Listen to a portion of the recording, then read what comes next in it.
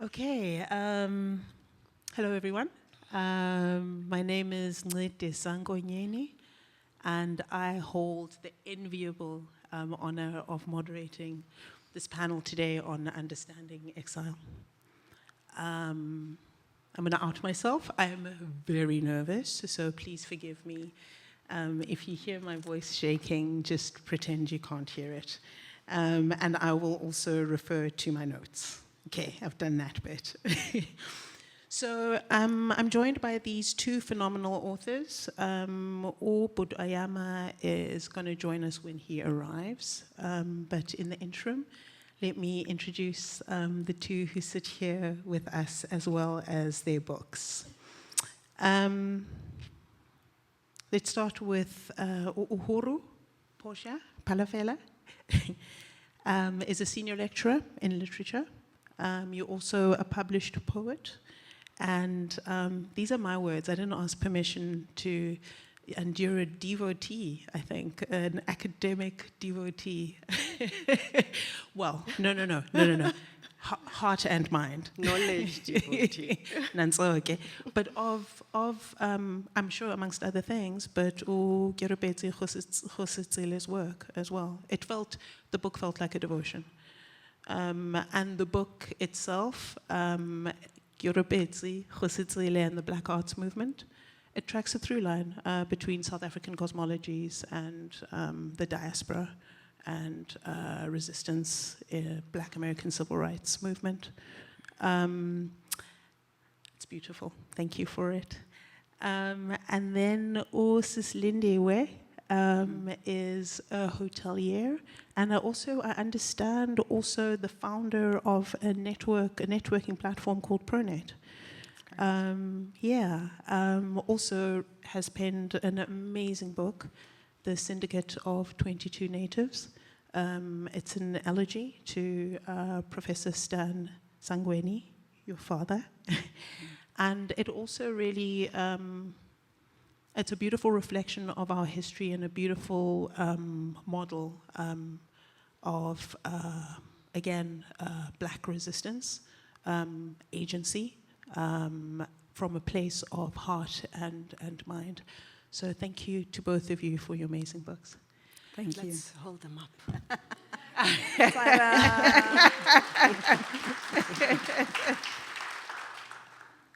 I strongly recommend that you get copies of them. I'm not just saying that.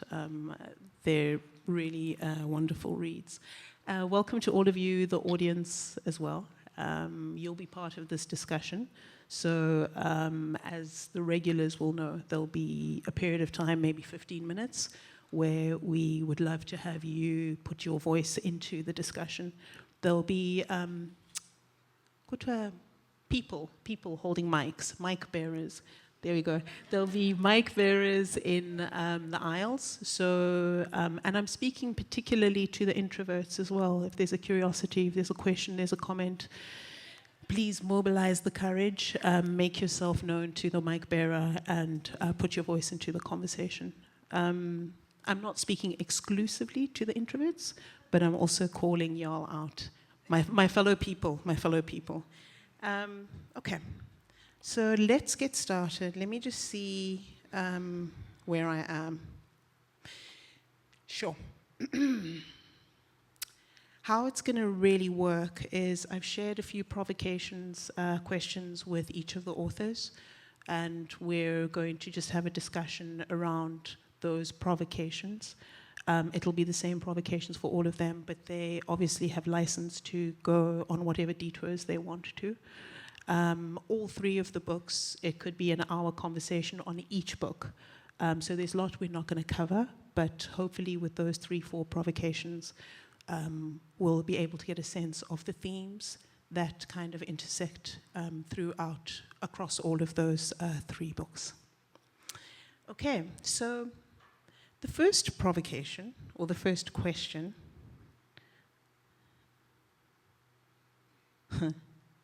I've called it, who am I to write this book? And, you know, for me, what these books did for me and do for me, because we're in living relationship with them, is they held up a mirror to my own humanity, and I would posit they'll do that for every single one of us sitting here. And it seems like a silly question to ask, the why, behind why you felt compelled to kind of bridge that hump and sit down and write that book.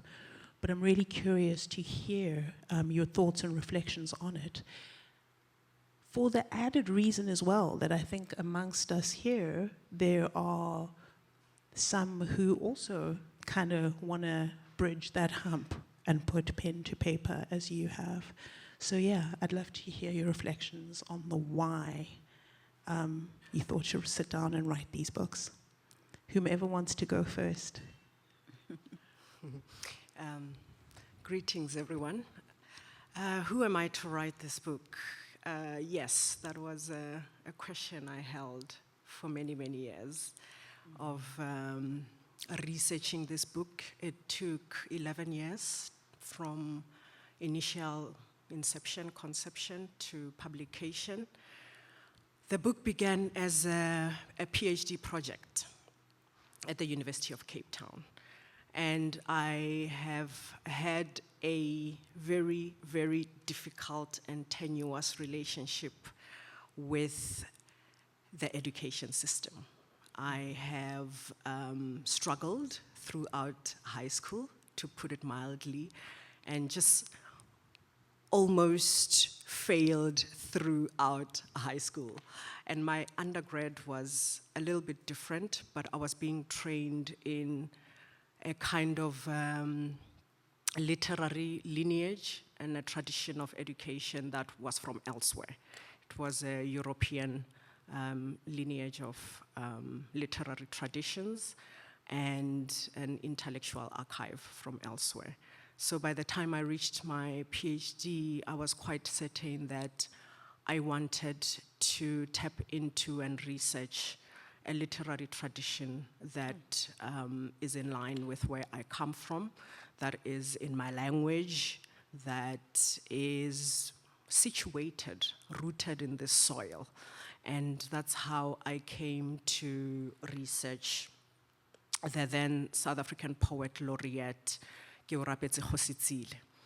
So I saw the research, although it was framed and undertaken within academy, I saw it as having a dialogue with my elders, with the older generation. I saw it as intergenerational work.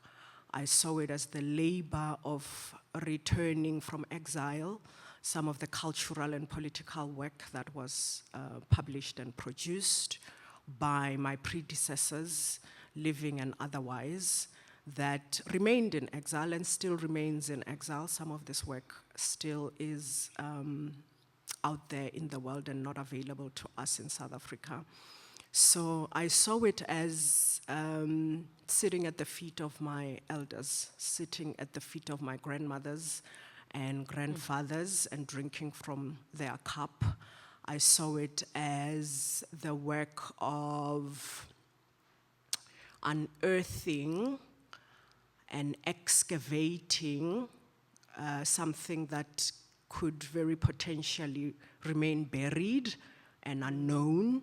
So I saw it as an active work of digging into the subterranean. And I use that word not because I want to throw out big words here, but it's because I ended up applying for funding under the topic of recovering subterranean archives. So archives that are buried, that are out of sight, that are not in the official library, that are unknowable unless you go and talk to people. So yeah, I had to formulate a different way into this work, into the project, into the research, and into the eventual publishing of this book. But I also had to get over myself. I had to get out of the way of myself because I was quite young at the time and I had imposter syndrome, as it can be expected. And I always thought, why would these wonderful, political figures and cultural figures who some are members of parliaments and some are, poet laureates of the country, why would they want to talk to me about this?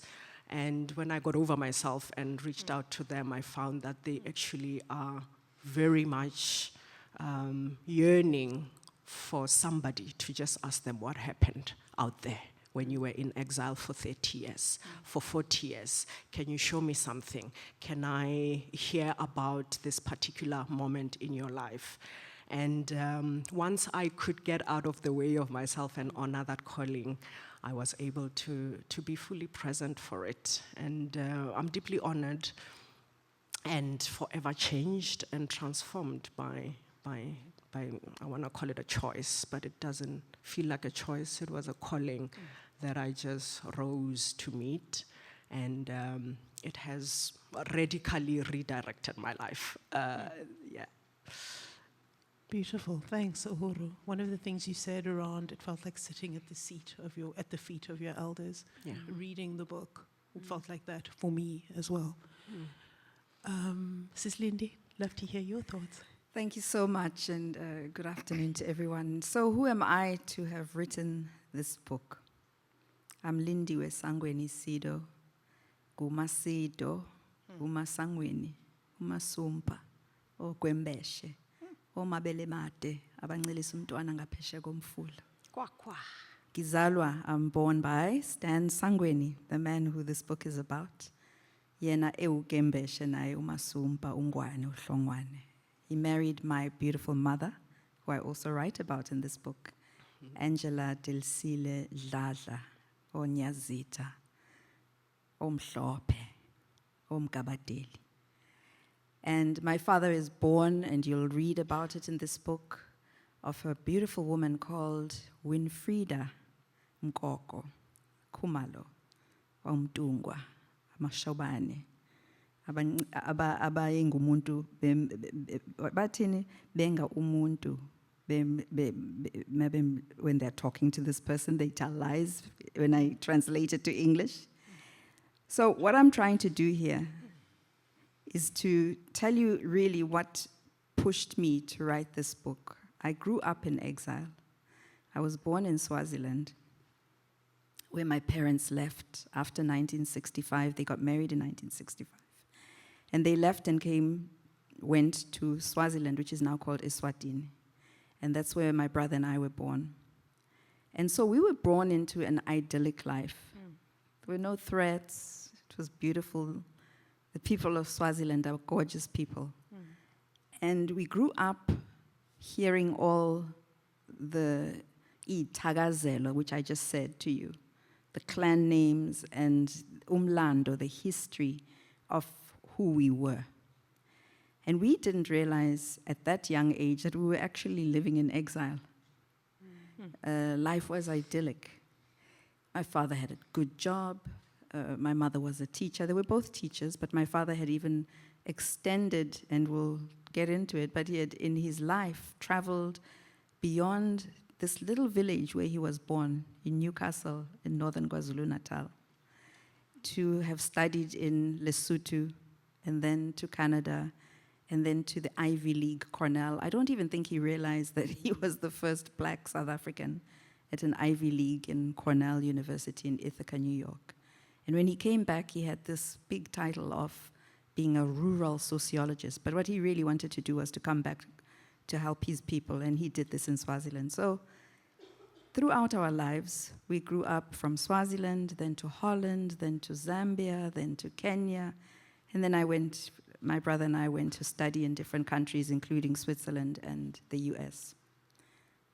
It's only when we were much older that we started realizing we're actually in exile.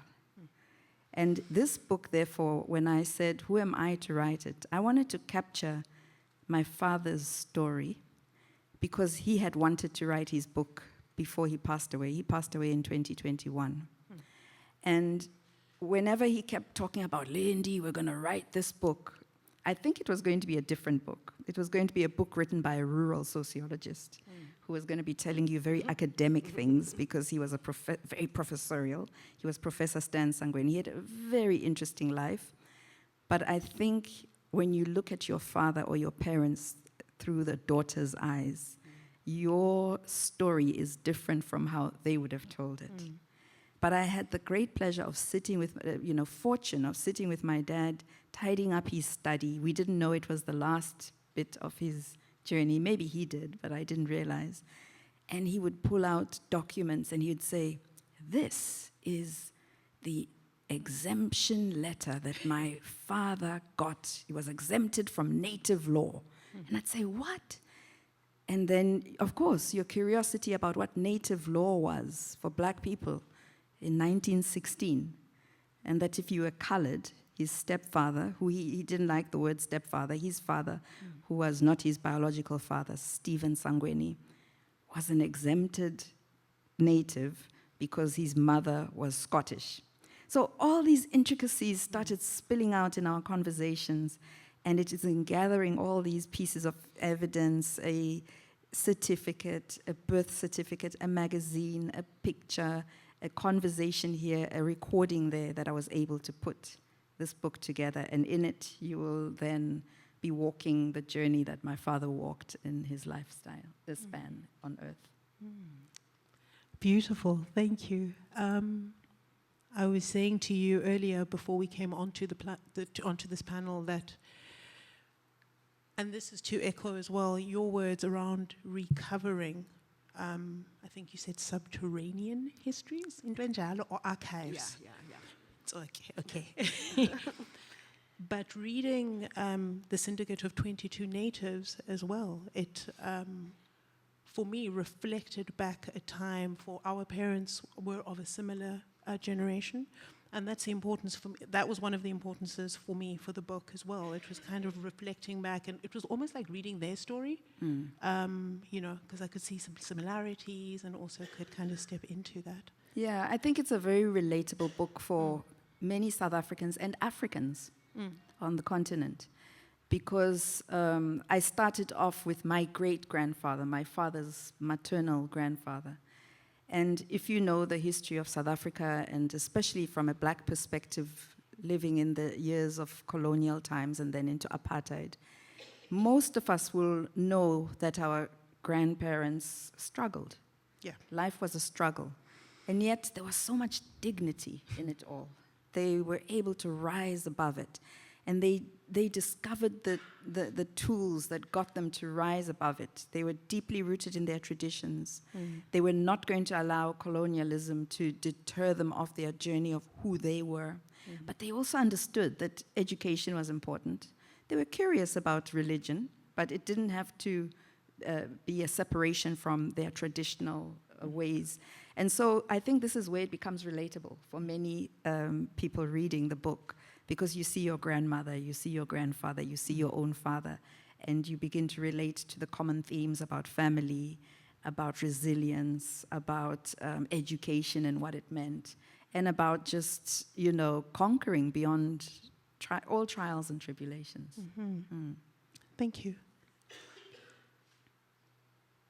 I think in contemplating exile, which what this series of books did for me, one of the things that came up was, there's rupture, there's some form of severance, there's some sort of cleave from whatever it is. It could be the land, it could be our cosmologies, it could be our language. I mean, colonialism was comprehensive in terms of how exile was inflicted on the people of this country, the majority of people of this country. And, but also at the same time, in reading your books, you can't but tap into the integrity, the courage, the innovation, all of those beautiful, beautiful, I'm going to say internal technologies for now, that, the subjects exemplified. My question has to do with this. Where there is rupture, where there is exile, what is the shadow that it casts? And then at the same time, what is the light? Or how does it illuminate? What light can exile illuminate? Yeah, I think because I write about a political figure and I write about anti-apartheid struggle, and anti-apartheid struggle fought from the position of exile, what learning about exile illuminated was that this is not a 20th century problem.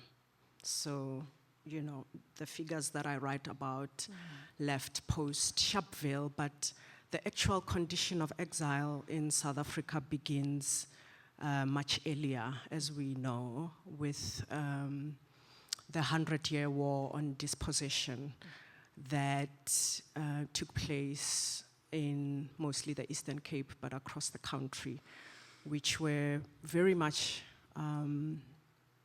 about what it means to be subsumed under colonial conquest, fighting against the decimation of our way of life, the decimation of our world view and our world systems, because colonialism presented a world system that was not interested in coexisting with another. It's a zero-sum game for colonialism. Colonialism says, stop your spiritual practices and follow this religion. Stop, well, not even stop your education. You don't have education. You don't have knowledge. Here is knowledge. You don't have philosophy, and here we are bringing you philosophy. It forever changed gender relations, for instance, and forms of governance that we had in the 100-Year War of Dispossession. We've had leaders who were decapitated. Their heads are still in Europe today. Their skulls are still in European museums. We've had leaders who were exiled off the land to islands of the continent. So that for me is the beginning of exile. This is the beginning of the end of the world for the black person in South Africa. And it precipitates the exile that I write about, because it's an ongoing kind of sense of alienation from the land. So yeah, writing about exile illuminates many forms of exile. If we are to think of exile as a rupture or discontinuity in time, a different temporality was introduced that is quite linear and progressive, whereas we had a different sense of time. A rupture in geography, which is more obvious in post-Sharpeville, because people were geographically alienated. But certainly earlier on, the Land Act officiated that alienation from the land, and that threw us in an acute sense of exile, which I think we still experience today. In fact, I do argue that black people in South Africa live in exile, because we live in another imagination. We live in a world system that is not of our making, that is not our ancestors' making. In fact, we are severed and disconnected from continuities with our ancestors' ways of, you know, spiritual practices, economic systems, judiciary and law. We still practice Roman Dutch law in South Africa. Like, that is insane to me. We have our nieces and our daughters who are outlawed and marginalized for keeping hair in the way that it grows naturally out of their heads in the schools of this land. Right? We have our children, our cousins, who, when they have spiritual callings in the schools of this land, they are expelled because they have to wear particular beads. They have, you know, so that's the sense of exile I'm talking about, the alienation that we feel as South Africans living in a landscape of conquest, even post-94. That continues to be determined and informed by a colonial worldview that maligns us, that makes us outsiders in our own land. Even now we're having this conversation in English. Yeah, I mean, here we are. Yeah. So that is how I've thought about this sense of alienation and exile around the L's, the loss of lineage, of land, of language, of life.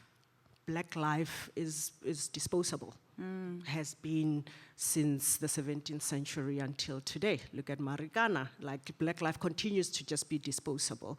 And that loss of these things, land, lineage, language, and life, those are the characteristics of unbelonging, of foreignness, of alienness, and of exile.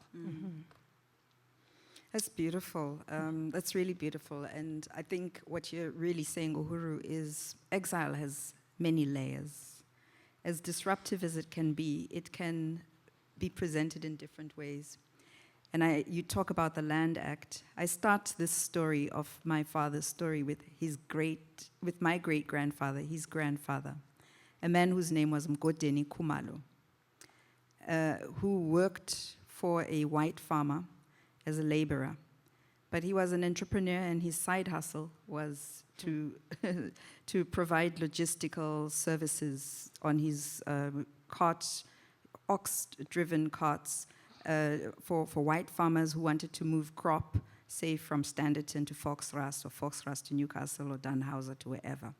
And so that's what Mgodeni Khumalo did, and he was putting aside his savings while working. Mgodeni came from a very traditional family. He was a true Zulu man. He had, at the time he was working 6 wives and later on 7, so a total of 7 wives. Very proud in what he did. He was a leader in his community, so seen as Induna. And when any of his daughters got married, they got married and were lobolad with 16 cattle. That's the dignity and status that he carried. Around about 1911, another Khumalo, who was missionarized, who was what we called amazemtiti. If you're an African in South Africa, you know what is zemtiti is, an elite class above, say, someone who is Iqaba. And translated to English, that's pagans. So Mgodeni would have been, by colonial terms, Iqaba, because he believed in his polygamy, he had his 7 wives, he believed in his ancestors, and he had practiced Zulu tradition. Whereas the Khumalo who approached him, Khumalo without an H, had now become a Methodist, was a leader in the Methodist church, had even dropped the H in Khumalo so that it sounded Western. And he had come to actually mobilize a group of Zulu men to say, there is a piece of land here that is going for sale from a white farmer, and I need to form a syndicate. And he formed a syndicate of 22 natives. And the 22 natives included my grandfather. And they were able to get land. And this is just on the cusp of 1913's Native Land Act. And that land still exists today. When I say I'm going home, that's where we go. So I'm bringing this up in the context of what Uhuru was talking about that first type of exile that is created by colonialism, where black people are separated from their land, but they're living in their country. And yet they have to think of creative and innovative ways of, let's create a syndicate, let's make sure we have tenure, let's give ourselves dignity. So that's the first layer that you bump into when you read this book. The next layer is my grandmother, my father's mother, who then is impregnated and gets, tells her mother, who is the 4th wife, I'm pregnant. But the gentleman who has impregnated her is not able to come and declare paternity because there's a class issue. These Khumalos are pagans. They believe in Zulu tradition. And these are the exempted blacks who are elite and so on. And so because there is denial of paternity, my father's grandfather was furious. How dare you bring down the dignity of this family? and he banished his daughter to go and give birth in exile at some relative far away from society so that the shame of this birth out of wedlock would be hidden. That was a form of exile. And then we are born in exile and we don't even realize it, as I explained, in Swaziland and living in these different countries. And exile becomes a different place for us. As disruptive as it was, it becomes a place where my brother and I are now introduced to new people who are called our aunts and our uncles. They enter our living room in Lusaka, Zambia, and we are told this is Ruth Mompati. Ruth Mompati, a freedom fighter of the ANC, a liberation struggle stalwart. That's Auntie Ruth Mompati. This is Thabo Mbeki. This is O.R. Tambo. And we're now learning about South Africa in the context of why we're all living outside of South Africa, why we cannot visit anymore. And so I go through the story of our different sort of milestones, but in our time of exile, there was a time where we actually realized we could no longer come back to South Africa because now our parents were becoming very intricately intertwined with, the political struggle and liberation, and everyone was working towards freedom at one point. So, yes, exile was disruptive. It had different shadows that lurked in different ways, and it's only really in having written the book that I can actually express this and be able to respond to your question. It is, in this particular way. It seems to me, and I love that both of you pick up on this. Well, you don't pick it up, you present it in your books. This idea, though, that implicitly or explicitly, this idea that we are living in perpetual exile, right? And the beauty of looking backwards also enables us to consider our present and also throw forward into the future, employing different metaphors as well, metaphors that are home to us from which that we have been exiled. And I guess my question, my observation as I was reading your books is that exile is incited by rupture, and in the rupture, there is also this yearning for homecoming. What was very clear to me is that homecoming is not I went to boarding school, so I would go to boarding school and I would come home. Homecoming is not that. It's not a straight line. It's not a geospatial, it's not a spatial event. It's a metaphysical phenomenon. And knowing that in the present we are living in exile, I'd love to hear your reflections around what homecomings can we enact for ourselves, because even in spatial exile, your books gave me hope and reminded me that I can enact micro homecomings while I might be in spatial exile. Yeah, I guess I can reflect from Ntate Tsekiso Blaiki's Native Life in South Africa, that famous opening line that after the Land Act, the morning after it was passed, the Black South African found themselves not a slave, but a pariah in the land of their birth. And I've always found that quite interesting, that he distinguishes very clearly, not a slave, but a pariah on the land, in the land of his birth. And I've always thought about what he could have been spotlighting there, that even though we were not geographically removed, we were not geographically removed and kidnapped from the land and taken across the ocean elsewhere.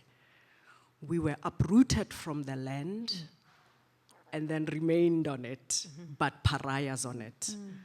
And I've thought that he's actually offering something generative there, that even though we don't own the land, which we never were thinking about land in that paradigm of ownership and property and acquisition, that even though we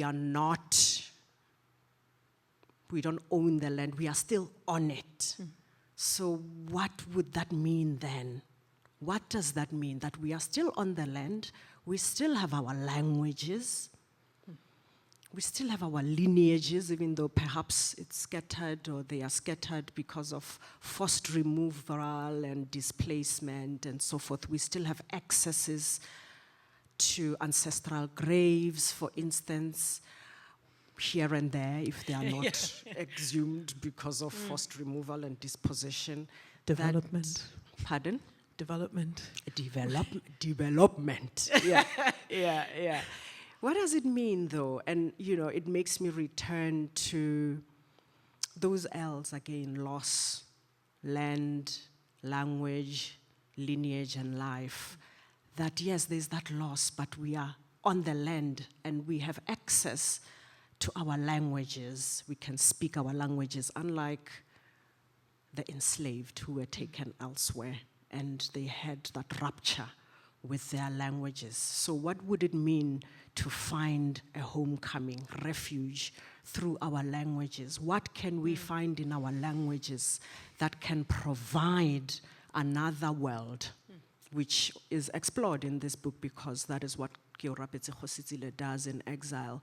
Exile makes it clear to him that it's imperative and even life, a matter of life or death, that he recuperates Setswana knowledge systems, Setswana cosmologies, in order for him to situate a sense of deep belonging in deep time, beyond colonial contact and into this moment, that the Setswana language can provide that even when he doesn't have access and ownership to the land.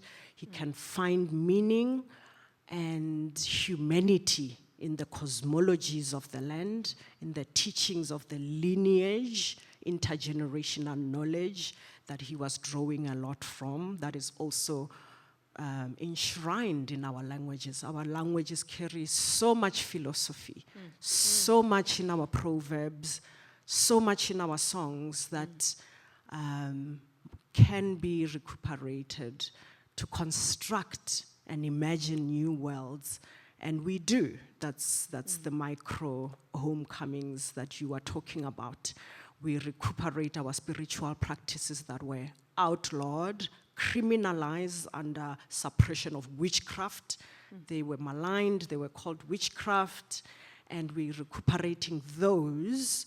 We call on to our ancestors, we walk with them, we find refuge in our languages, and we find refuge in sitting at the feet of our elders and making sure that instead of discontinuity and rupture, there's continuity and flow in the centuries, in the lineages. And that has been the way in which Hositile has enacted a sense of home and a sense of belonging and kinship and intimacy, and that's how I'm also doing it in my own lifetime, by recuperating. So when I say recovering subterranean archive, the recovery, and I use the word recovery, and I use the word recuperate, and they mean to retrieve, to go to the past and retrieve, but recuperate and recover also are used in the sense of recovering from illness, healing, repair. You recuperate from from illness into wellness. You recover from illness into well-being. So to recover and to recuperate the past is an act of healing, is an act of repair. And that for me is happening through those L's that I have mentioned, that I explore in this book, but that also have become practice in my own life to ensure that there's continuities in lineage, knowledge, in language, in land that I continue to exist on, even though, 14 years on living in Cape Town, I'm still asked, where are you from in my neighborhood? So there are ways in which these L's that I have mentioned are forms of continuous assertion and affirmation of home and belonging. So I don't know if I can follow that act of our professor, but it resonates so much.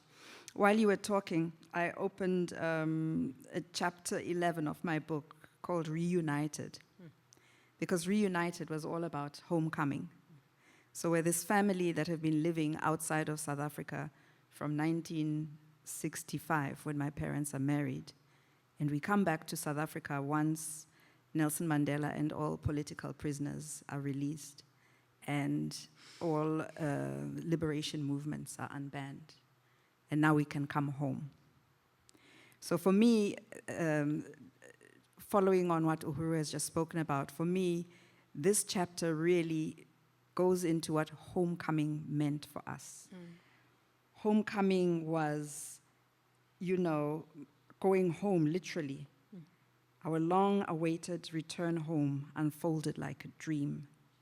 Daddy, who is my father, was like a small child in a candy shop, radiating joy as he encountered relative after relative. At Gogo Mandla Silo's homestead, his maternal grandmother, we sat outside her rondavo, basking in the sunlight and the love of the family.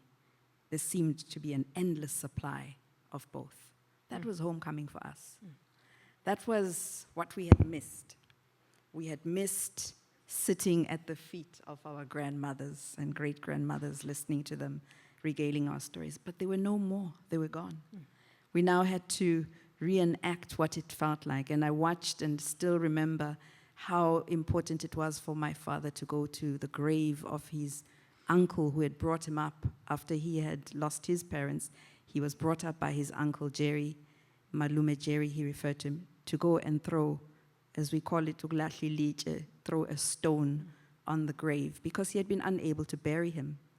At the time he died, if my father and mother and any of us had come back into South Africa, we would have probably never come back. But it was those moments. There were moments like going to Port Shepstone, where my mother's people come from, and going with the cousins on New Year's Day to sit on the beach. And we are looking at this and saying, we've been at the beach in Mombasa and everyone was there, black, white, Indian. And here in South Africa, it's a big deal because the Separate Amenities Act has just been dropped. And that was homecoming. Homecoming, sitting on a beach and wading your feet in the water as a black person in the land of your birth. You had not enjoyed that throughout apartheid. And these moments were stark for us. Homecoming, going to your uncle's house and he has slaughtered a goat to thank the ancestors that you came home safely.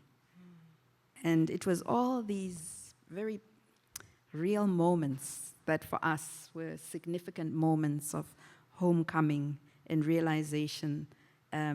We had heard my father talk about so many of these individuals, but now being in this space and reenacting it through these small acts that, are described in the book for us. And there are many more, if you were to read the book, of what it is we're trying to talk about here when we talk about homecoming, including on his deathbed, my father says, and when you bury me, take me home. Take me home to where my grandmother lies, where my granduncle lies, and he wants to be home where my ancestors are. Because home was where Suspense Farm, where the syndicate of 22 natives started, and have created this base of dignity for people to come home. That's another form of homecoming. Beautiful. Thank you. I'm looking at that massive clock. Yeah. And thinking this is the time to invite some voices from the audience into the conversation. Whether or not you have read the books, if you have a curiosity or question, I urge you to, make yourselves known to the mic bearers. Oh, can we take them one at a time, please? So. Thank you so much for for your contributions, and Dr. Phalafala, thank you for reminding us the nuanced understanding of exile and reminding us that every day, especially in Cape Town, people are exiled when they move between Kailicha and the city. This might be a question for Sangweni.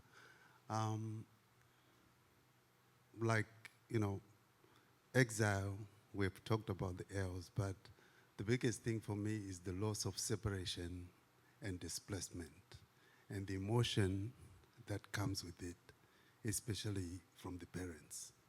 How did your parents shield that emotion from you, at the same time building a sense of identity that grounded you to come and do this?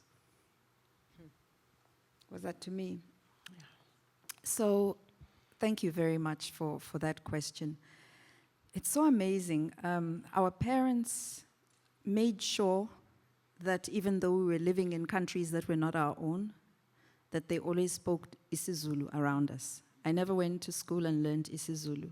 Maybe in grade 1 and grade 2, I learned Siswati at the school I was at. But after that, it was my parents. So speaking in our mother tongue. My father and mother, whenever we arrived in a new home, whether it was in Swaziland, or it was in Zambia, or it was in Kenya, babehlabela abaphansi. They would announce to the ancestors where they were. They would slaughter an animal and say, "We are sesilana, sesifikile sila," because that's how you are protected. Your ancestors must know where they are. And these things were just very simple and normal to us as children. They spoke about our grandparents. They spoke about family albums. In fact, it's so interesting. Family albums last to a certain era because after that there were no more photos. Because photos would be intercepted and letters would be intercepted if they were being written, you know, from South Africa to Zambia or South Africa to Kenya. There was a point where we had total cutoff. And you'd only know about certain relatives if someone underground had brought you some sort of information. But whatever photographs were there would be pulled out and we'd be told, this is your grandmother, this is... And umlando, history. My father was a great storyteller, which is why I was able to compile this. We had family trees that my father would draw. And I've put a family tree, a very simplified one. But we had intricate family trees that would tell us who we were. So we were very grounded in who we were as children living in exile. That when we came back, even though it was like being introduced or reintroduced to people whom we had heard of so much, it really was for us very familiar and nothing seemed strange or alien. We were home. That's, you know, we were very well grounded by our parents in exile. Before we take, there was a hand at the front over here. Sorry if I may, just for, yeah, amazing. Uhuru, I feel like in your book as well with Ncedisa, there was, can you talk a little bit? Yeah, I'm hesitant to add to what Mam Lindiwe has said, but I also think of exile in the way that many historians have thought of exile within the country during the 20th century, and particularly under apartheid, as inzile. So within the country itself, there was a sense of exile as it pertains to the homelands, that you would leave the rural areas to much fanfare and then go live in the cities to work there and so forth. Maguduka. And that sort of inzile is also another iteration of exile that has to be factored in when we think about exile at large. And the place of the home, that we don't speak a lot about what the homestead, the domestic space does to gather us. And I include myself there because I'm also now living in Cape Town and home is Limpopo and I go once a year, and this has been the case for the last 20 years, right? So that continued even into the post-apartheid moment because the geography of the country has not been transformed. So the place of the home, and it's in this book, it's the foundation of this book, how in the home, with grandmother, with mother, for Ncedisa, who grew up in a matrilineal household. We can get into those reasons tomorrow in my other panel on mining industrial complex. Nice throw forward, that's cool. Who grew up in a matrilineal household, what the women in the home are able to foster and to create as a basis for knowing ourselves, loving ourselves, having a sense of dignity that out there during apartheid, people like Ncedisa would be called boys on the street, would be dehumanized and so forth. But when they return to this home, that's when they learn, or that's where they learn to love themselves. That's where they remember that they are full humans, that they are, have a sense of dignity that you keep returning to. And that's where they pray for us. That's where ba re tlhabela and ask for the ancestors' protection. The home place as the L that I have not mentioned as yet, a place of love, and how love then is the love that we take forward with us when we go into the world, and that love has capacity to hold it all.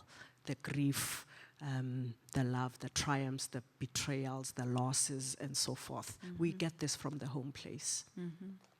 Thanks, sis. I'd like to take one more question. You've got a mic in your paw? Yes. Perfect. Hi, thank you so much for being here.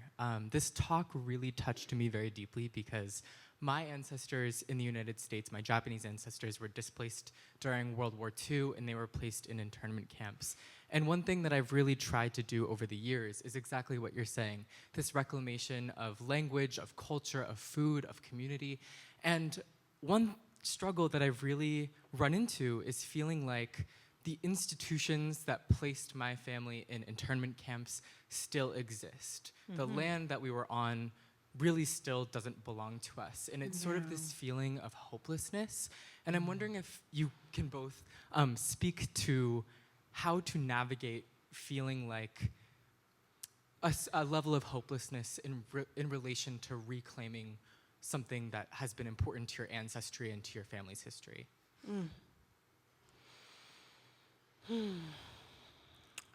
I just saw a book this morning whose title I really loved. The title was Hope and Other Dangerous Pursuits.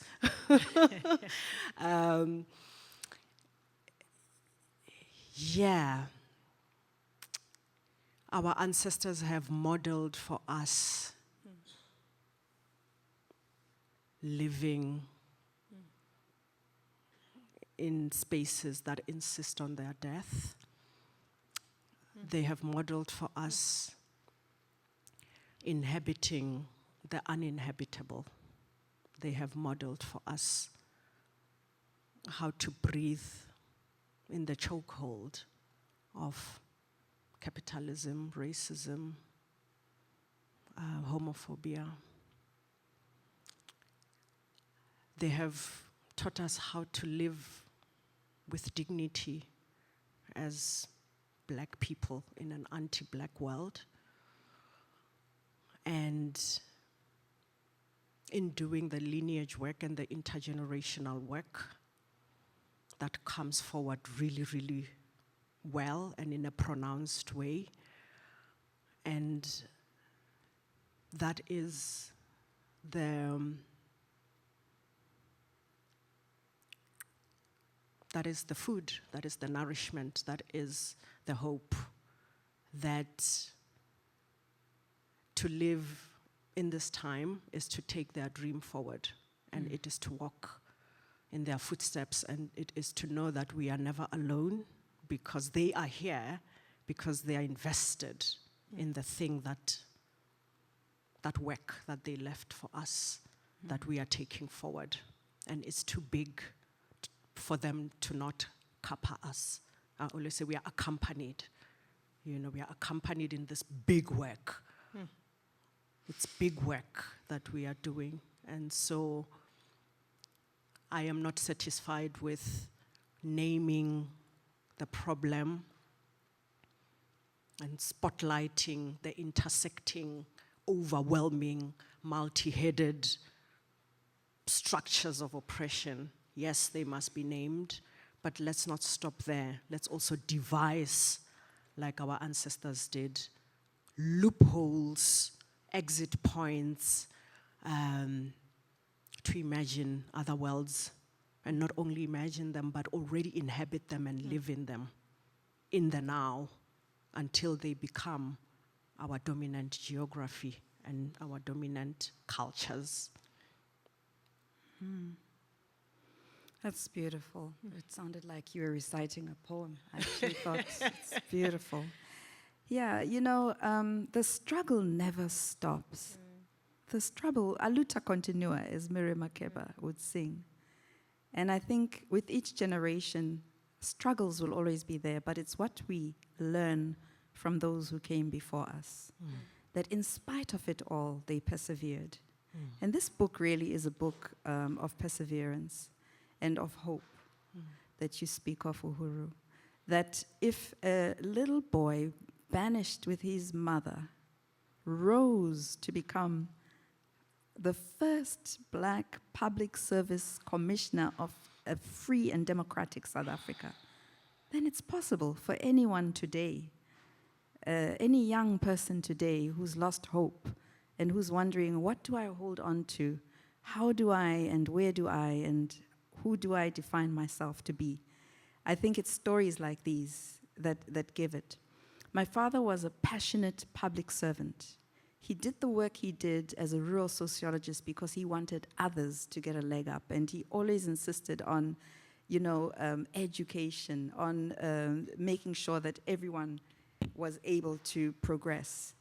And the one which, you know, reminded me was he was adamant on always talking about the constitution of this country, South Africa, which is one of the best constitutions in the world. And that if we were to, as he said, my father had a lot of faith in that, and given the chance, public service could be reconfigured and actually deliver on the tenets of the Constitution and deliver for everybody. And so that, as they would say in the 2030 plan, the beating heart of our country is a community that has all the enablers of modern life. We have water, we have a toilet, we have food on the table, we fall asleep without fear, we listen to the rain on the roof, we gather together in front of the heat. Each community has school teachers who love teaching and learning, a local library filled with a wealth of knowledge and a librarian, a police station with respected and upright police, a clinic with nurses who love caring for people. These were just like simple things that you and I want. And I think even though we know that this is not totally the situation and the case in our country, South Africa, the possibility of that picture that is drawn there is so real when all of us are determined to working towards it and are remembering what our forebears went through, our fathers went through. The struggles of your story that you've just related should be the one that gives us the hope and the resilience to say we can make the world a better place for ourselves and for our children. Thank you. If I may add, I think these lineages, well, the metaphor that colonialism offers us, all of us, is it's a parasitic one. It's a, it devours, you know, it devours at the expense of black and brown bodies. And I think what I've heard in your books specifically is that the metaphor that is needed is actually offered to us by our ancestors, by those cosmologies, by those different ways of framing possibility. Those metaphors are there, and the invitation that I heard from your books was to really rub up against those metaphors, embrace them, and find ways in which we can leverage them to fetch the possible futures that allow for, the thriving of these bodies that have been exploited and used and consumed in the hegemony of neocolonialism. Oh my goodness, we're 2 minutes over. Okay. I'm going to thank you very much for your grace, for your engagement, for your books. I'm going to encourage you all, get a copy of the books. They truly are amazing. If you already have a copy of the books, the authors will be signing them, Anne? Mm-hmm. Okay, please. With pleasure. There we go. I'm going to encourage you to do the same. And yeah, thank you very much. Well done.